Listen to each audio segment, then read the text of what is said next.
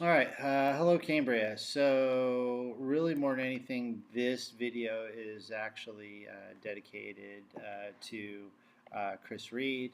If you're interested in understanding how Service Desk is set up, please continue to watch. If not, it's a lot of administrator type functions. All right, so let's just jump straight in. So Chris, I talked about um, the installation of I talked about the installation of Service Desk being really super simple, and it is.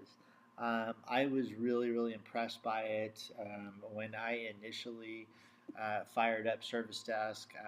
I jumped in with the expectation that I was just going to do the initial install, and I very quickly found myself having actually gone through the what I would call the first round of configuration. Um, so so from the home page, if we go to our projects and we get one of our service desk projects that I've already done, I'm going to show you how simple it is. All right, up here at the top you see getting started, and when you fire up service desk, this is the first thing that you see. And when you click on getting started, you literally just go through this step by step by step. And it's very intuitive. It is super easy. You choose your support channel. You edit your queue.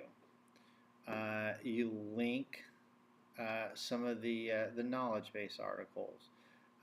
It has a service desk video that is on YouTube. It's an hour long, um, but I actually found it to be out of date. Service Desk obviously has been evolving fast. It is, if you've never really done Service Desk, I would say it is valuable to watch. Um, but if you don't have the time or you don't really care, I wouldn't say that there's a tremendous amount of value in it. You're going to set up your emails um, and the email support. You're going to invite agents. You're going to group customers. You're going to set up some initial service level agreements, um, and and you're literally just walking yourself through these. Each one of these took me about 15-20 minutes on each one of them, with the exception of the video. The first time, and I had no idea what I was expecting. Um, I was jumping into this for the first time. The service desk that I was previously used to is vastly different from this one, and this one is much better. Um, so you walk through these, and you're left with one project, one queue to start yourself off with, and then once you have that one service desk queue, you can then use it as a base to build other service desk projects off of. Okay, so the initial setup, super easy. Anybody can do it. Don't be afraid of it. Dirt simple. All right, dirt simple. Once you do get your project set up and you go to the project settings, all right, this is where you begin to really fine tune it, and really fine tune it and make it whatever you need it to be. So starting off with the details, all right, this is just the general stuff. All right, you can change the name, you can change the key on it, you can change the category. If you've got an avatar, you can install that. If you've if you've got a project lead, you can put that person's name in there. If you want all the issues default to unassigned, or if you want them to default to a particular person, you can do that there. So that takes us to people. This is where you're going to do your user management. I'm actually going to add you right now just as an example. So what we're going to do is we're going to start typing Chris. No.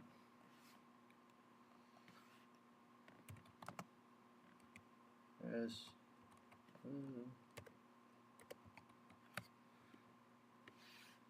I gotta put I'm sorry. I gotta put you into the master list first, and then I can add you to this. All right. So there's a previous step I need to go do. Just realized. But this is where you're going to do your user management. All right. So this is where you're going to add people. You're going to assign them various roles within the team. You can remove them. You can deactivate them. Yeah, so this is where you're going to do the user management for your project. All right. Then now working down, that takes us to summary. And summary is one of the most important, I don't know, what do you want to call it, selections here. Because this gives us access to the various schemas that drive what our agents and our customers see. All right, so we've got the issue type schema. We can create new ones. We can use existing ones out of the box. We can remove some, add some. We can do whatever we want. So issue type schema, no different than Jira Core. Workflow. Within the queue, the issues that are created by our customers go through a workflow. No different. But they don't go, there aren't any boards, Kanban, or Scrum associated with the workflow. It is done by using the buttons at the top of the issue. But we still need to give it a workflow, and a workflow that makes sense for that particular issue type. Different issue types can have different workflows. If we have more than one workflow, then we're going to have a workflow schema. Well, even if we have a single workflow, we're still going to need a schema. But if we have multiple workflows, we can have different workflows for different issue types, and even have different workflows from project to project. Really depends on what the need is. All right, screens, again, no different than Jira Core. This is where we're going to decide what is displayed when a customer is entering an issue, or when the service desk agent is dealing with that issue. For example, if a customer is putting a request in for a new feature,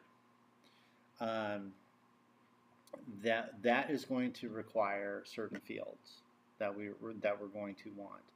If they are reporting an issue, then it may require different fields. All right. So, for instance, what operating system are they using? Are they using iOS? Are they using Android? Are they using Windows? Are they using a Mac machine? That may be very important if they are reporting an issue, and that may be information that we want to make required. But if they are asking for a new feature be added to some product that we have, then obviously it's not required. So screens is where we are going to control that, no different than in Jira Core. Fields. So fields, this is where we're going to build all of the fields that we're going to need for all of our issue types.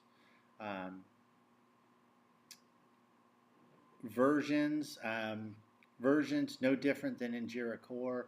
These are releases that we are working towards. There are other ways of using versions, but that's the primary usage of it. Components just a high level of tagging, no different than Jira Core. Roles, that comes from the user management. We can change roles, we can add roles, we can delete roles. We can manage all that right there. Permissions, who does what, how they do it, when they can do it, all that kind of stuff like that we can control through our permission schema. Notification to me, especially in the service desk, is really, really big because it is a notification heavy application. But there is also a fine line between too much notification and not enough notification.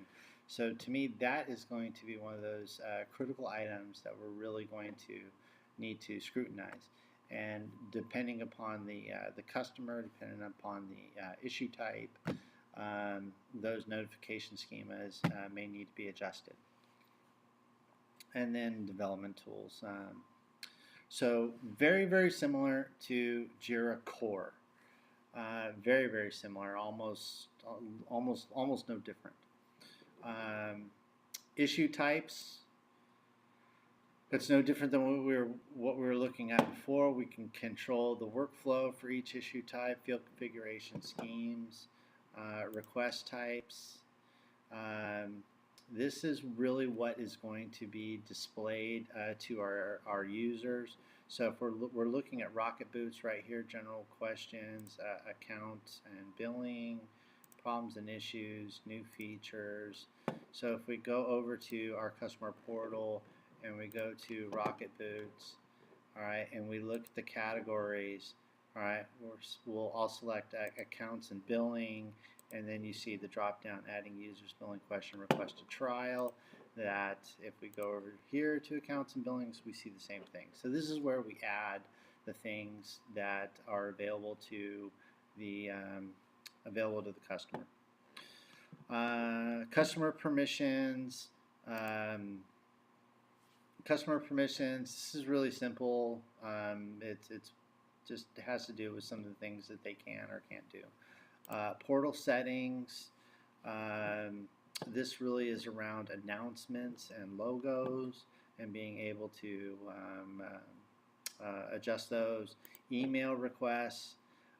We can control who gets what emails and where those emails go to. Customer notifications, again, that's part of that schema that I was talking about.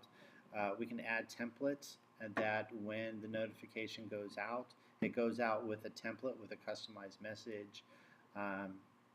That's something that we have the ability to do. A widget. I'm struggling with getting the widget to work, but I think I've got it figured out. I still need to play around with this, but once I do get it played around with, this widget will be available. Satisfaction settings. This is just the thumbs up or thumbs down. Is this helping you? Yes or no. Knowledge base. This is the connection to Confluence and setting up that. So we want to not only set it up to Confluence, but we also need to set it up to a space. And then the SLAs. This is our service level agreement, setting our essentially our time triggers. And then automation. Automation I haven't really gotten into. I really look forward to actually getting into it. I've been reading about it. It looks like you can do some cool stuff. So that is the configuration part done at 100 miles an hour. I'm going to do another video and I'm going to talk about Confluence configuration. But I've only got 15 seconds, so I'm running out of time. Take care. See you in the next video. Bye.